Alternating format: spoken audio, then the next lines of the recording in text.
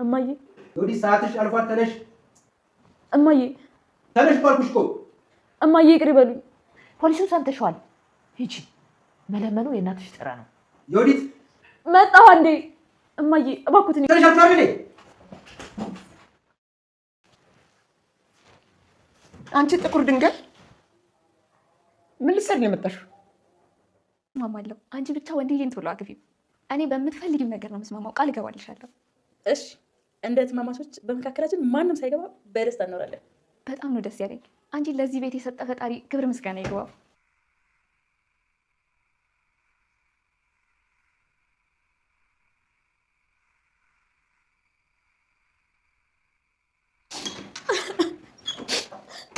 ለምንድን ነው የምታለቅሽው?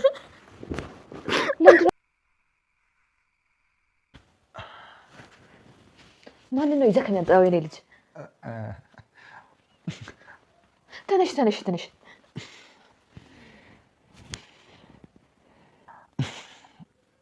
ታወቂያት ማዬ ፍቅረኛ ናት።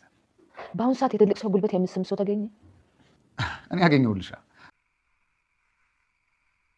የእናት ግፎች በአዲስ መልክ እንበለው ወይስ ደግሞ ራሱን የነበረውን የመጀመሪያውን ወንደሰን ዮዲትን ሲያገኛት እንዴት ምን አይነት መልካም ሴት እንደነበረች እየቆየች ስትመጣ ደግሞ እንዴት እንደተቀየረች እሷም ለምን መጥፎ ሆንክ የሚለውን ስትገባ እዛ ቤት እንዴት መልካም መስላ እንደገባች ያን እያስታወሰች አሁን እስር ቤት ውስጥ በጸጸት ራሷን እየቀጣች ነው። ዮዲት ወንደሰን እናቱን ሊያስተዋውቅ ወደ ቤት ሲወስዳት እናቱ እግር ስር ተደፍታ ልክ እንደ ድሮ እንደ አያቶቻችን ሲባል እንደሰማ ነው መልካም አቀባበል ታደርጋለች እናቱ ከውጭ ሲገቡ። እናትም በዚህ ዘመን ደግሞ የእናት እግር ስር የምትደፋ ሴት አለች፣ ተነሽ ልጄ ይላሉ።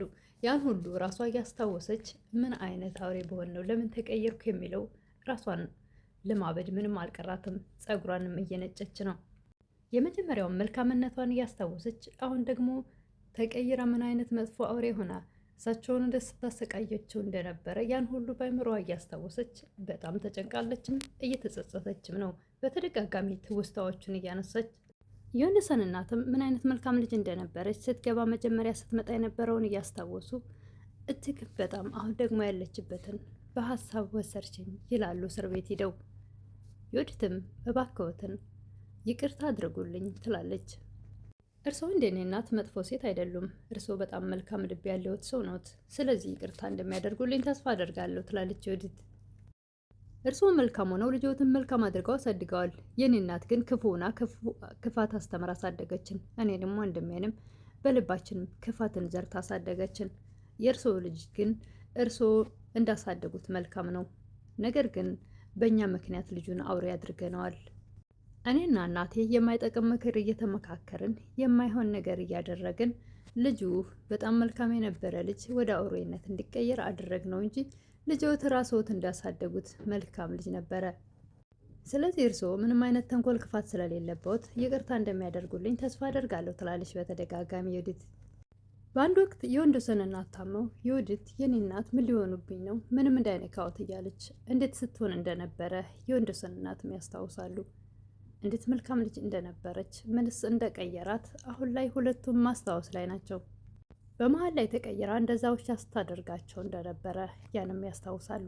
እሷም ራሷ አንገቷን ደፍታ እስር ቤት ውስጥ መጀመሪያ የነበራትን መልካምነት እንዴት እንደዚህ ሊሆን ቻለ የሚለውን የእናቴ ምክር አውሬ ያደረገኝ፣ አውሬ ሆና አውሬ ያደረገችኝ፣ ጨካኝ ሆና ጨካኝ ያደረገችኝ እናቴ። እንደዛ ቤተሰቡንም በጣም መልካሙኝ የቀርቢያቸው እነሱም ከኔ ውጭ ሰው የማያውቁ አይነት አይተው የማያውቁ በጣም መልካም ስለነበርኩኝ በሰዓቱ እንደኔ ከኔ ውጭ ሰው ያለ አይመስላቸውም ነበረ። ሁሉን ነገር አሳልፈው ሰጥተው የነበረ ቤታቸውን ሁላ እስከ ማውረስ። አሁን ላይ ግን የነበረው በስተመጨረሻ የእናቴን ጸባይ ሙሉ በሙሉ ለብሼ እጅግ በጣም የማይሆነውን ሁኜ አስቀያሚ ህይወት፣ እጅግ በጣም የማይገባ ቃላቶች ለባለቤቴ እናት የምናገራቸው ቃላቶች በጣም ለራሴ ወደኋላ ዞር ብዬ ሳስበው በጣም የሚቀፉ ነበሩ እያለች ዮዲት ራሷን እየወቀሰች ነው። አለምን በበኩሏ እንዳንቺ ሰራተኛ የሚያከብር ሰው አይቻለቅም፣ በጣም ደስ ያለሽ፣ ስለዚህ ቶሎ ብለሽ ከወንደሰን ጋር ተጠቃለይ የምትላትን ነገር ታስታውስ ነበር።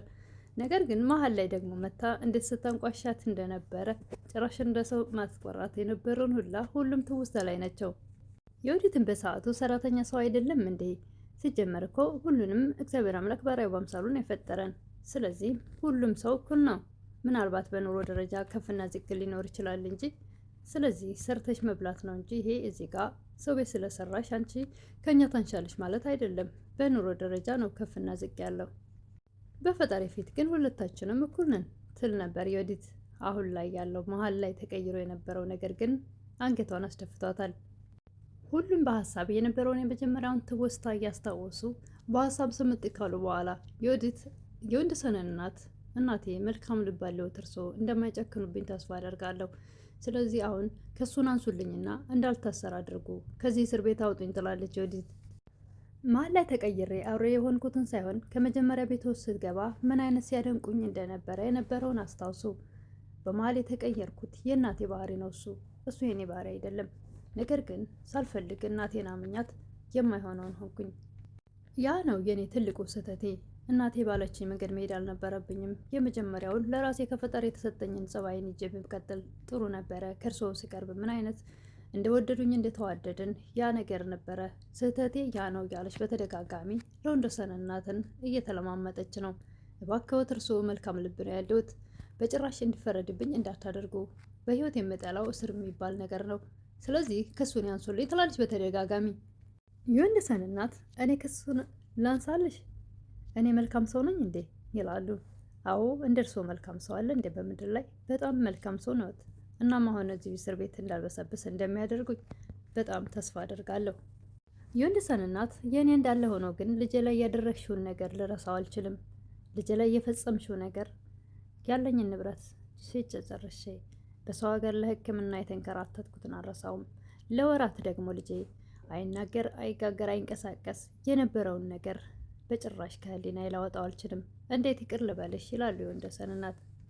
የልጅ ህይወት እንዳይበላሽ ብዬ የመጀመሪያውን መልካምነትሽን እንደተቀበልኩ ሁሉ የመጨረሻውን ደግሞ አውሬነትሽን የተቀበልኩት የልጅ ህይወት እንዳይበላሽ ነበር እንጂ ሞኝ ሆኜ አይደለም። የወዲትም ሞኝ ነዎት አላልኩም። በእርግጥም ሞኝ አይደሉም። ነገር ግን ፈሪሃ እግዚአብሔር ያለዎትና መልካም ልብ ያለዎት ሴት ነዎት። የወዲትም የወንደሰን እናትን መለመኗን ቀጥላለች። የበደላቸውን ይቅር በሉ ይላል አይደል እንዴ? ስለዚህ ፈሪሃ እግዚአብሔር ያለበት አይደሉ እርስዎ? ለምን ይቅርታ አያደርጉልኝም? እንዴት እንድፈረድብኝ ያደርጋሉ? ትላለች የወዲት። የወዲትም ከወንደሰን እናት ጋር እንደዚሁ እየተለማመጠች እያለ ሰዓትሽ አልቋል ብሎ የህግ አካሉ ጠርቶ ወሰዳት። ወደ አሁኑ ደግሞ እናት መጡ። ወይዘሮ ወርቄ መቼም ከሳቸው አንደበት ዛሬም መልካም ነገር አይወጣምና አንቺ ጥቁር ድንጋይ ደግሞ ምን ልትሰሪ እዚህ መጣሽ ነበር ያለቻቸው የወንደሰን እናትን ድሮ እንደሚሏት።